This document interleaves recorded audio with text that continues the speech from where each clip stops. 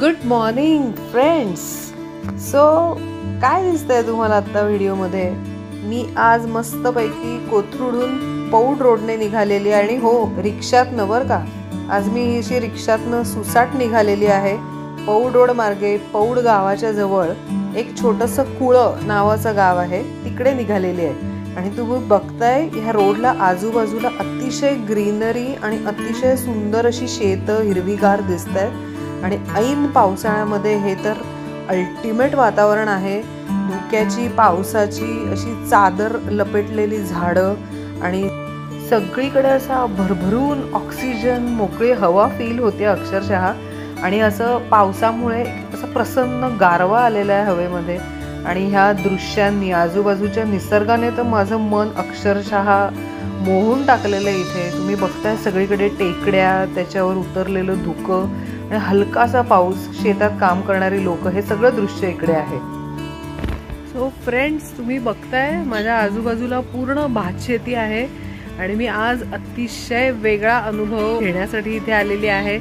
माझी जी house help आहे तिने मला आज यावेळी आवर्जून सांगितलं की आम्ही शेतामध्ये भाताची लावणी करायला जाणार आहोत.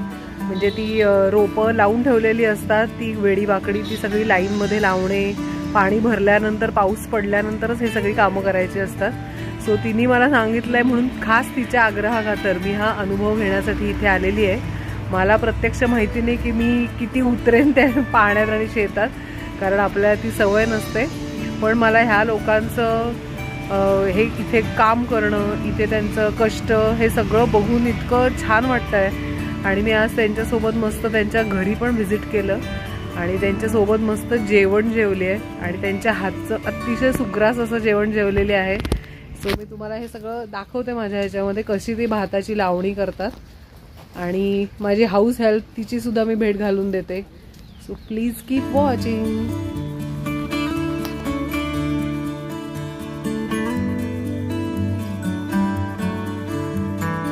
सो मी तुम्हाला म्हटलं तसं माझ्या हाऊस हेल्पच्या शेतावर मी आज आलेली आहे. सो हा आहे त्यांच्या शेताचा सगळा रम्य असा परिसर. त्यांचं तिकडे एक असं छोटंसं शेतातल्या घरासारखं एक त्यांनी छोटेखानी बांधलेलं आहे. तिकडे ही लोक शेतामध्ये आता भात लावणीचं काम करत आहेत. तुम्ही बघताय टिपिकल महाराष्ट्रातला मावळातला हा शेतकरी वर्ग. आत्ता भरपूर पाऊस झाल्यामुळे, पाणी सगळीकडे भरल्यामुळे शेतीच्या कामांना जोर आलेला आहे आणि भात लावणीच्या कामाला खूप जोर आलेला आहे. ह्या लोकांना अशाच पद्धतीने एक दोन दोन रोपं भाताची सगळीकडे अशी विखुरलेली असतात, ती काढून काढून लाईनमध्ये लावावी लागतात. आणि ह्या पद्धतीने पूर्ण असं पाण्यात भिजून त्यांना चिखलामध्ये उभं राहून ही अशी कामं करावी लागतात.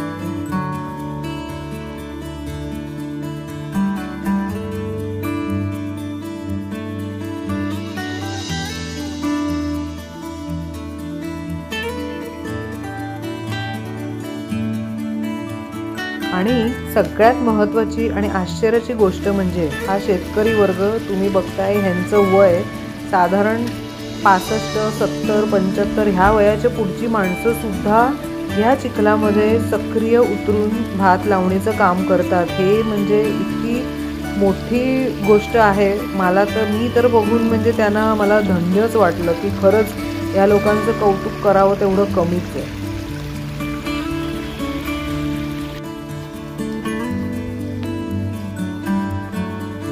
ह्या अशा शेतामध्ये प्रचंड पाऊस झाल्यामुळे जे काही पाणी भरलेलं आहे त्याच्यामध्ये खेकडे, विंचू, कदाचित सापही असण्याची शक्यता असते. असं म्हणून आपण जिथे घाबरतो तिथे हा शेतकरी वर्ग बिनधास्त आणि बिनधोकपणे तिथे काम करतो, कष्ट करतो. हे खरंच कौतुकाची गोष्ट आहे.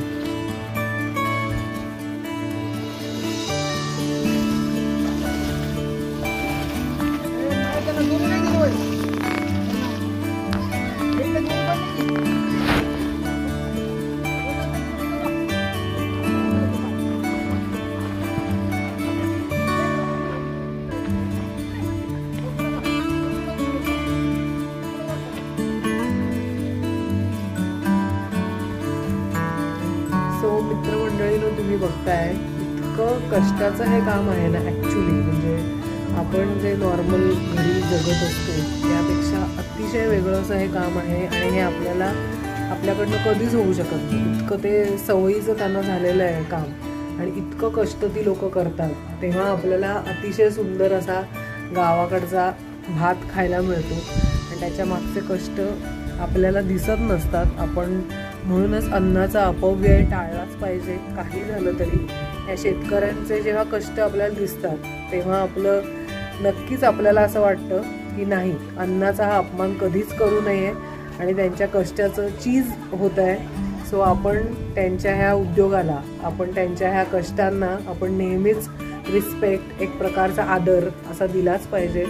आणि मी केवळ त्याच भावनेने इकडे आलेली आहे आज, कारण माझी हाऊस हेल्प म्हणजे माझ्या घरी स्वयंपाक करते ती नीलम, तिने मला यावेळी मुद्दाम सांगितलं की ताई तुम्ही आमच्या गावाला येऊन बघाच एकदा आम्ही कसं काम करतो आणि कसे छान सगळे एकत्र येऊन बाहेरची माणसं घरची माणसं असं एकत्र जेवण बनवतात. मस्त दुपारच्या वेळी ते जेवतात सगळे एकत्र. थोडं छोटं भाकरी भाजी एवढ्या सिंपल खाण्यामध्ये सुद्धा ही लोकं खूप सॅटिस्फाईड असतात आणि एवढ्या भरलेल्या पाण्यात चिखलामध्ये जाऊन लिटरली ती भाताची रोपं काढून एक एक दोन अशी जुडग्यांमध्ये लावतात आणि ती जे जुडगे मी आत्ता दाखवलं असं सगळीकडे नेलेले ते काढून नेतात, त्याला ते मूठ म्हणतात आणि त्यातली अशी रोपं काढून लावतात. आणि ह्या सगळ्याचं कष्टाचं ह्यांचं चीज होतं ते जानेवारी-फेब्रुवारी महिन्यामध्ये जेव्हा आपल्याला मस्त असा तांदूळ मिळतो. आणि हा जो मावळ मुळशी तालुका आहे इकडचा इंद्रायणी अतिशय प्रसिद्ध आहे. सो ह्या सगळ्या कारणासाठी मी यावेळी इथे व्हिजिट केलेला आहे. सो फ्रेंड्स, तुम्हाला मी जे मगाशी म्हटलं की माझी हाऊस हेल्प म्हणजे माझी स्वयंपाक करणारी बाई ताई, म्हणजे ही नीलम ताई आहे जी एकदम ग्रेट आहे. मी आज तिला प्रत्यक्ष शेतामध्ये भात लावणीचं काम करताना बघितलेलं आहे आणि मला इतकं छान वाटलं ह्यांचं सगळं बघून की मी हे आयुष्यात माझ्या कधीही करू शकणार नाही. ती मला सांगत होती की ताई चिखलात उतरा आणि करून बघा, पण माझ्यात ते डेअरिंग नाहीये आणि तिने खूप छान केलंय. मी तुम्हाला मगाशी दाखवलं, तुम्ही पाहिलंच असेल. तर ही नीलम, माझं नाव नीलम. ताई माझ्या गावाला आल्या मला खूप बरं वाटलं. तुम्ही केलेलं काम मला खूप आवडलं आणि आम्ही जे केलेलं काम घरच्यांनी खूप आवडली आणि त्या कष्टाचं चीज होणार आहे. सो आपण ह्या सगळ्यांचा रिस्पेक्ट केला पाहिजे, एवढंच मला तुम्हाला आता सगळ्यांना सांगायचं आहे. आणि त्यांच्या मेहनतीने निघालेला तांदूळ जो इंद्रायणी खास स्पेशल तांदूळ आहे पुणे मावळ इकडचा, तो तुम्ही नक्की खाऊन बघा आणि माझ्या चॅनलला नक्की सबस्क्राईब, लाईक, शेअर करा, कॉमेंट्स टाका आणि ह्या सगळ्यांना शेतकऱ्यांना आपला सलाम आणि त्यांना कायम रिस्पेक्ट द्या. थँक्यू. धन्यवाद.